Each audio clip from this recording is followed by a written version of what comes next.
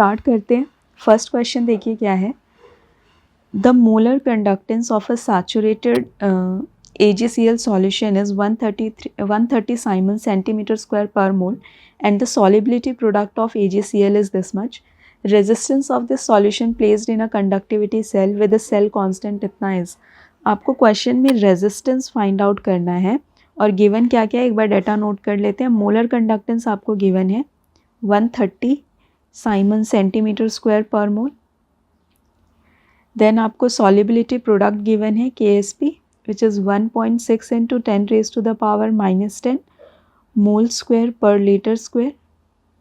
Then resistance of the solution placed in the cell with cell constant. Cell constant का value आपको given है 0.75 पर centimetre और resistance हमें फाइंड आउट करना है। तो ये सारा डाटा हमें गिवन है।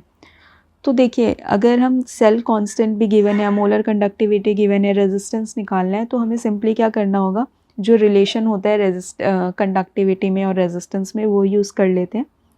तो रेजिस्टेंस होता है हमारा, resistance is equal to cell constant upon में कंडक्टिविटी। ये फॉर्मूला हो गया हमारा। तो रेजिस्टेंस हम यहाँ से निकाल लेंगे, सेल कांस्टेंट हमें गिवन है, कंडक्टिविटी हमें फाइंड आउट करनी पड़ेगी, राइट। मोलर कंडक्टिविटी हमें गिवन है, इसी का यूज़ करके हम कंडक्टिविटी फाइंड आउट करते हैं।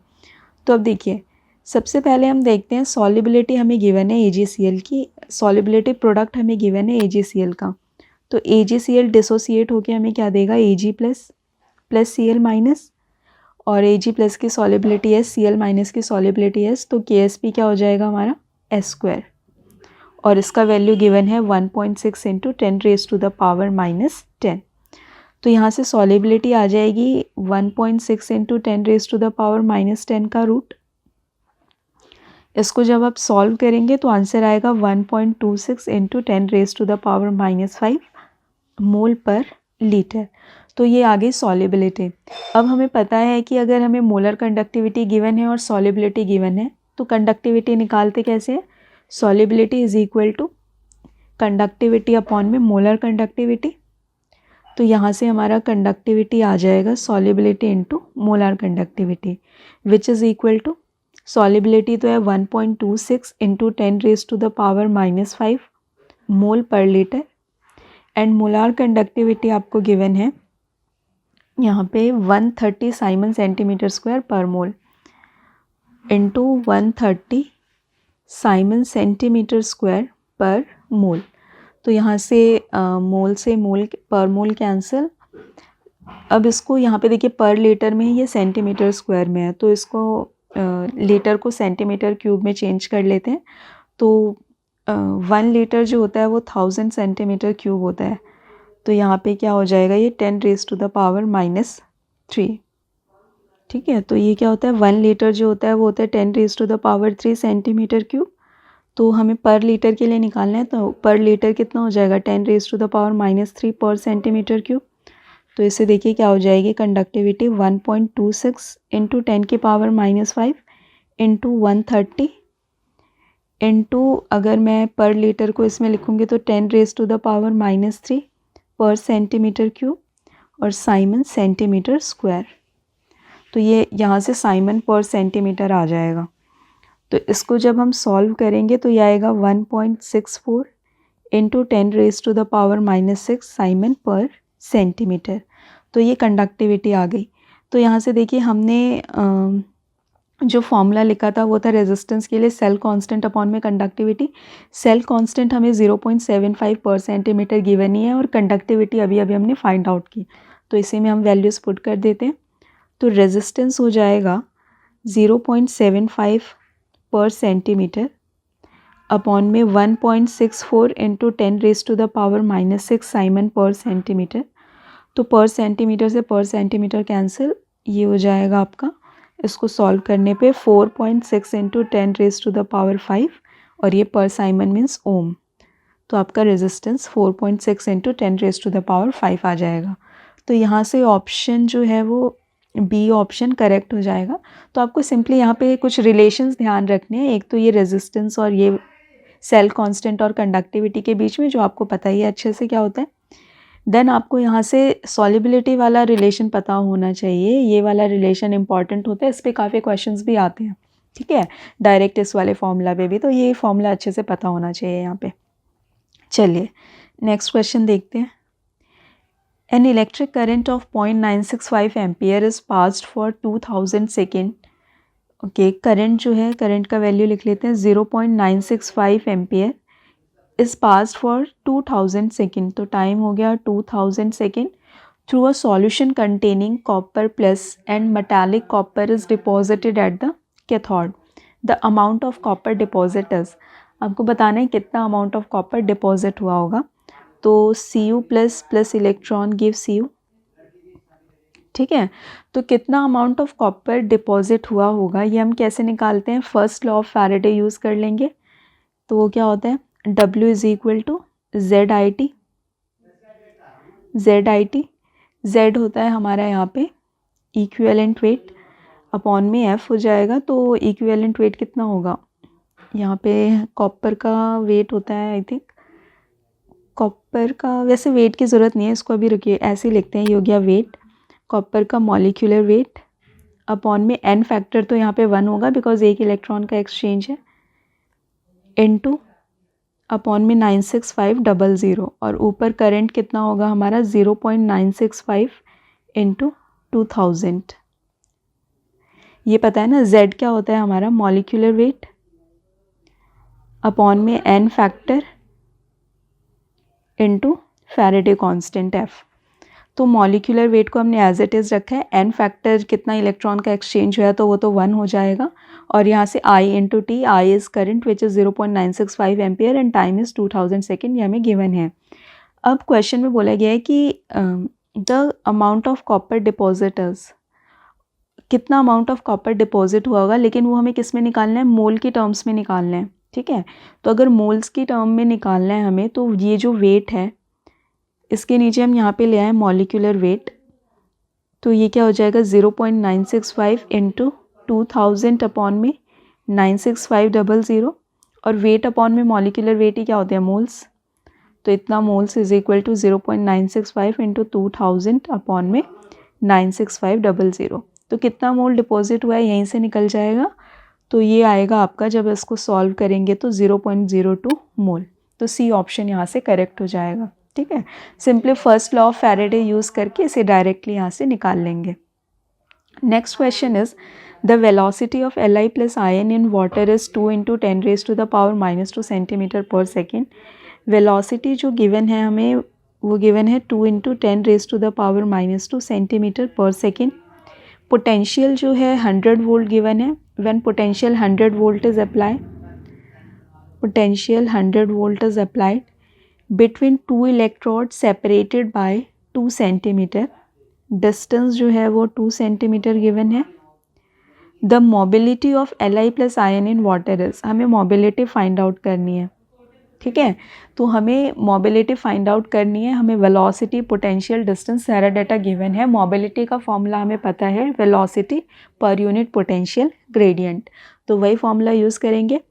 मोबिलिटी क्या होगी हमारी, velocity per unit potential gradient means velocity upon में पोटेंशियल ग्रेडियंट, और पोटेंशियल ग्रेडियंट क्या होता है हमारा, पोटेंशियल ग्रेडियंट होता है पोटेंशियल पर यूनिट डिस्टेंस, ठीक है, voltage applied per unit distance, तो वोल्टेज अपॉन में डिस्टेंस कर लेते हैं इसे, which is equal to, voltage हमें कितना गिवन है 2 into 10 raise to the power -2 centimetre per second, and distance given है 2 सेंटीमीटर, तो यहाँ से आ जाएगा 10 रेज टू द पावर -2 पर सेकेंड, सॉरी वोल्टेज, ये तो वेलोसिटी गिवन थी ना, वेट, यहाँ पे वोल्टेज हमें 100 गिवन है ना, वोल्टेज गिवन है 100 वोल्ट एंड डिस्टेंस गिवन है 2 सेंटीमीटर, तो ये हो जाएगा 50 वोल्ट पर सेंटीमीटर। वेलोसिटी अब यहाँ पे पुट कर देते हैं 2 into 10 raise to the power -2 centimetre per second, and potential gradient हमने निकाला है 50 वोल्ट पर सेंटीमीटर, तो इसको जब हम सॉल्व करेंगे तो हमारा आंसर आ जाएगा 4 into 10 raise to the power -4, ये हो जाएगा centimetre square per second per volt, तो यहाँ से ऑप्शन जो है डायरेक्ट ए ऑप्शन जो है वो करेक्ट हो जाएगा। इसमें डायरेक्ट आपको ये फॉर्मूला यूज़ करना था, ये फॉर्मूला पता होना चाहिए आपको मोबिलिटी निकालने के लिए, वेलोसिटी अपॉन में पोटेंशियल ग्रेडियंट। चलिए नेक्स्ट क्वेश्चन देखते हैं। Given the standard cell potential as shown below, AgCl plus electron gives Ag plus Cl minus का this much and for Ag plus plus electron is this much. The solubility product for the reaction this is. आपको यहाँ पे solubility product find out करना है और दो reaction आपको given है। तो सबसे पहले तो आपको इन reaction को जो given है ऐसे लिखना होगा ताकि जो हमारा प्रोडक्ट हो वो Ag प्लस और Cl माइनस बने, ठीक है। तो यहाँ पे तो देखिए प्रोडक्ट की साइड Cl माइनस है, तो यहाँ से तो हमें Cl माइनस आयन मिल जाएंगे, लेकिन यहाँ पे क्या है Ag प्लस जो है वो क्या है रिएक्टेंट की साइड है, तो मीन्स इस रिएक्शन को हमें क्या करना पड़ेगा, रिवर्स करना पड़ेगा ताकि Ag प्लस कहाँ आए, प्रोडक्ट की साइड आए। तो इस रिएक्शन को हमें कैसे लिखना पड़ेगा, Ag gives Ag plus plus electron, तभी तो आप फिर इस रिएक्शन और इस रिएक्शन को जब कंबाइन करोगे तो मिलेगा AgCl gives Ag plus plus Cl minus. तो इसका मतलब ये हुआ कि ये वाली जो इलेक्ट्रोड आपकी यूज़ होगी ये कैसी यूज़ होगी, एज अ कैथोड, है ना, ये क्योंकि रिडक्शन हो रहा है एज अ कैथोड और इसमें क्या होगा ऑक्सीडेशन, तो इसे हम यूज़ करेंगे एज अ एनोड। तो देखिए फॉर्मूला क्या होगा, E of cell is equal to E naught of cell minus 0.059 upon में n log of Ag plus का कंसनट्रेशन इंटू Cl माइनस का कंसनट्रेशन, राइट। अब यहाँ पे देखिए इक्विलिब्रियम पे E ऑफ सेल तो ज़ीरो हो जाएगा, at equilibrium E of cell is equal to zero और Ag plus into Cl minus का कंसनट्रेशन ही Ksp होगा। तो यहाँ पे देखिए क्या हो जाएगा, E naught of cell is equal to 0.059, n का वैल्यू तो 1 है, इसमें भी 1 है तो ओवरऑल एन की वैल्यू 1 ही होगी, तो एन हो गया 1 लॉग ऑफ Ksp। अब E नॉट ऑफ सेल निकालना है, तो ये हमने देख लिया ये कैथोड है और ये वाली एनोड पे होगी, तो E नॉट ऑफ सेल निकाल लेते हैं।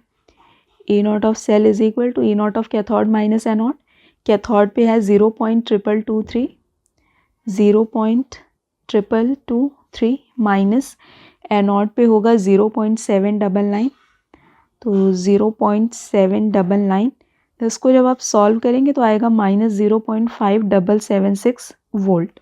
तो E नॉट सेल जो है वो इतना आ गया।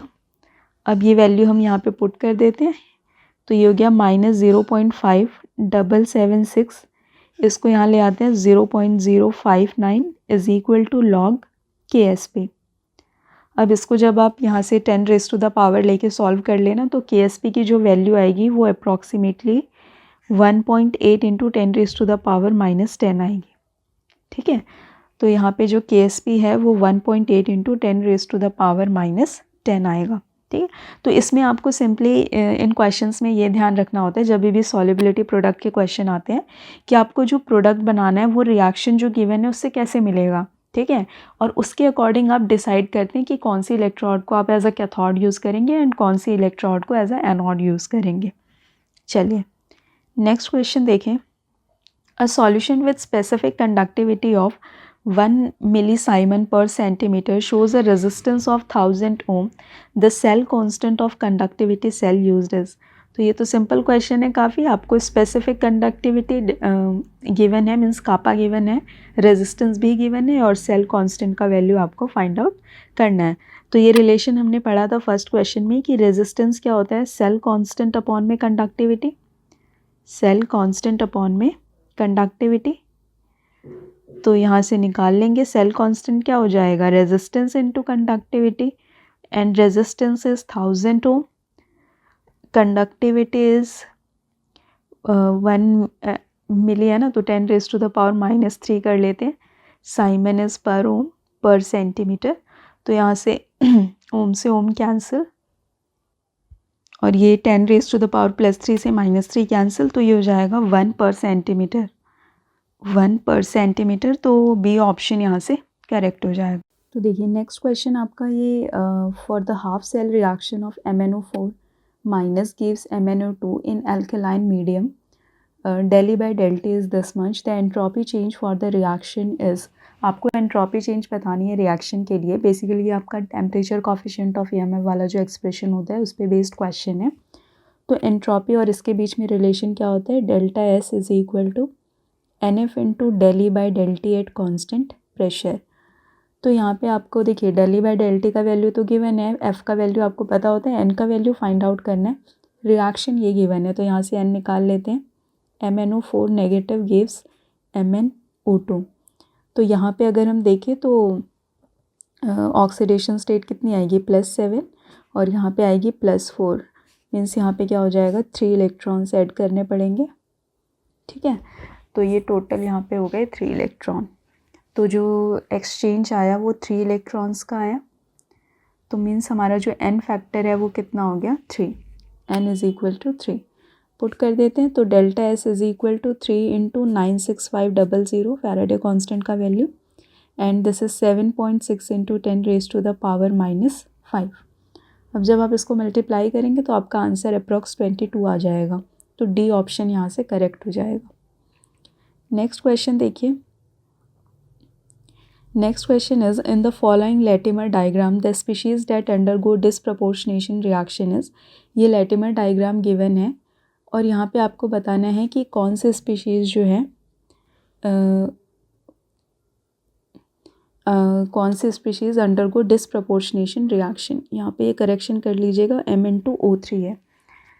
तो देखिए MnO4, इसमें सिंपली देखिए ट्रिक ये होती है, इस टाइप के क्वेश्चन अगर आपसे पूछे कि कौन से स्पीशीज़ अंडरगो डिसप्रपोर्शनेशन, तो आपको पोटेंशियल चेक करने हैं लेफ़्ट साइड, और जैसे ये है MnO4 2 नेगेटिव, तो इसके लेफ़्ट साइड और इसके राइट साइड का पोटेंशियल चेक करना है।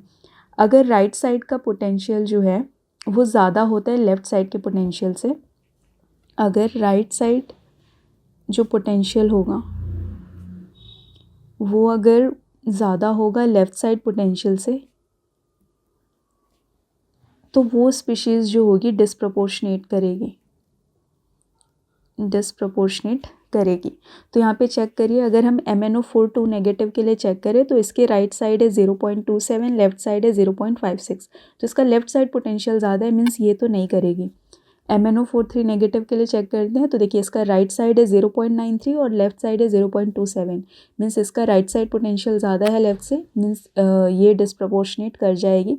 ऐसे ही MnO2 के लिए चेक किए तो MnO2 के लिए देखिए लेफ़्ट साइड ज़्यादा है और राइट साइड कम है, तो ये भी नहीं करेगी। Mn2O3 में भी लेफ़्ट साइड ज़्यादा है, राइट साइड कम है, तो ये भी नहीं होगा।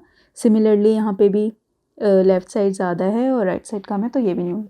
तो जो स्पीशीज़ डिसप्रपोर्शनेट करेगी वो हो जाएगी MnO4 3-। चलिए नेक्स्ट क्वेश्चन है, if the standard potential of the reaction 2H2O gives O2 + 4H + 4 electron is E0 is equal to इतना at 25 degree Celsius and pH 7, what is the oxidation potential of pure water? आपको यहाँ पे बताना है oxidation potential of pure water according to the given equation. तो देखिए इसमें सबसे पहले आप क्या कीजिए, ये जो रिएक्शन गिवन है इसके अकॉर्डिंग नर्स्ट इक्वेशन लिख लेंगे। तो ये क्या हो जाएगा, E of cell is equal to E0 of cell minus 0.059 upon में N लॉग ऑफ, ये देखिए यहाँ पे बस एक ही आयनिक स्पीशीज़ है H+, तो H+ की concentration raise to the power 4।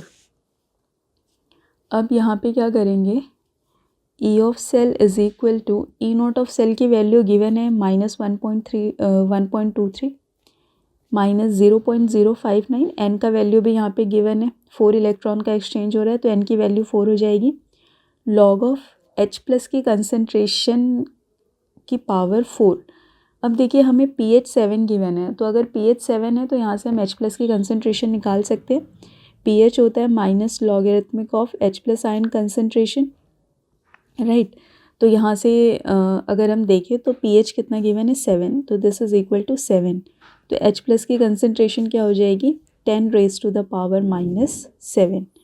तो यहाँ पे पुट कर देते हैं H+ की कंसंट्रेशन, तो ये हो जाएगा E of cell is equal to -1.23 minus 0.059 upon में 4 log of 10 raise to the पावर -7 whole raise to the power 4, ये हो जाएगा। अब इसको जब हम सॉल्व करेंगे यहाँ से तो देखिए ये कितना हो जाएगा, दिस इज़ इक्वल टू, इसको आप सॉल्व करना, देखिए पहले तो ये 4 से 4 नीचे आके कैंसिल हो जाएगा, तो यहाँ पे हो जाएगा +7 × 0.059 और -1.23, तो इसे हम सॉल्व करेंगे तो हमारा आंसर 0.82 वोल्ट आएगा। तो पोटेंशियल हो गया 0.82 वोल्ट। तो यहाँ से प्लस आ रहा है माइनस आ रहा है ना, ठीक है, तो सी ऑप्शन जो है वो करेक्ट हो जाएगा। चलिए नेक्स्ट क्वेश्चन देखते हैं। नेक्स्ट क्वेश्चन है the EMF of Daniell cell at 298 kelvin is even Zn ZnSO4, ये डैनियल सेल गिवन है, इसके लिए EMF इवन है when the concentration of ZnSO4 is 1 molar and that of copper sulphate is 0.01 molar. अब क्या किया कि ZnSO4 का कंसंट्रेशन 1 मोलार कर दिया और इसका 0.01 मोलार, मतलब कंसंट्रेशन एक्सचेंज कर दी, तो EMF भी चेंज हो जाएगा। तो what is the relationship between E1 and E2, relation बताना है E1 और E2 के बीच में।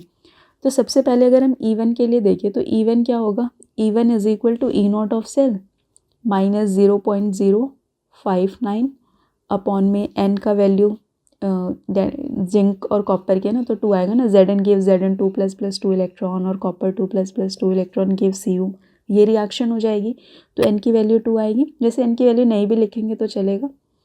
तो E1 is equal to E0 of cell -0.059 upon में N लॉग ऑफ, देखिए रिएक्शन क्या होगी, Zn gives Zn2 ++ 2 electron, zinc का ऑक्सीडेशन हो रहा है एंड कॉपर का क्या होगा, रिडक्शन, तो Cu2 ++ 2 electron give Cu।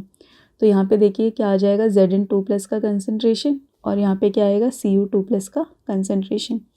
Overall reaction ये हो जाएगी ना, Zn + Cu2+ gives Zn2+ + Cu।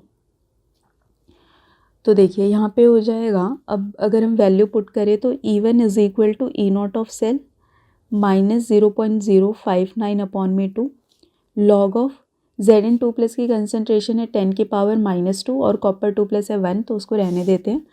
तो ये आ जाएगा E0 ऑफ सेल प्लस, यहाँ पे -2 नीचे आएगा तो ये प्लस हो जाएगा 0.059 अपॉन में 2 × 2 और लॉग 10 तो 1 हो जाएगा। तो E1 जो होगा वो होगा E0 of cell plus 0.059।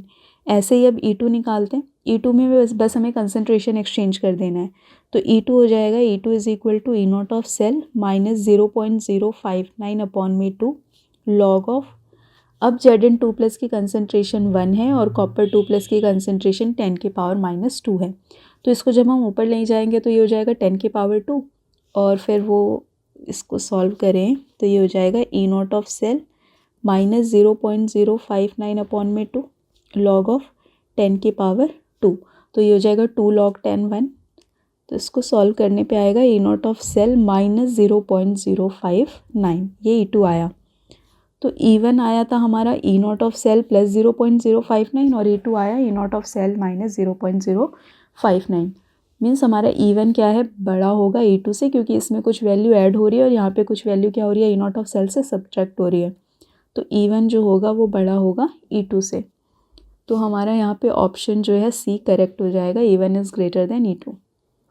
Next question, use the Debye-Huckel limiting law to calculate the mean activity coefficient for the ions in an aqueous solution of K2SO4 of molality 0.01 mole per kg at 25 degree Celsius. तो Debye-Huckel limiting law पे आपका question है, तो इसके question simple होते हैं, आपको expression पता ही होता है इसका, log gamma plus minus is equal to -0.509 Z plus Z minus into root आई।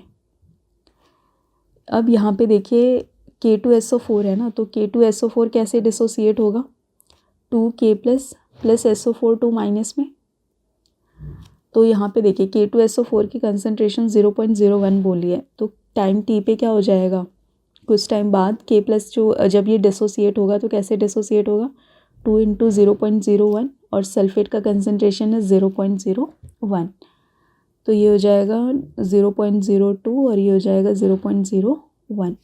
तो आयनिक स्ट्रेंथ निकालनी है हमें यहाँ से, तो आयनिक स्ट्रेंथ क्या होती है, half of summation of CiZi square which is equal to half of concentration of K plus into इस पे जो भी चार्ज होगा, तो concentration of K plus is 0.02 और इस पे चार्ज +1 है तो 1 का स्क्वायर।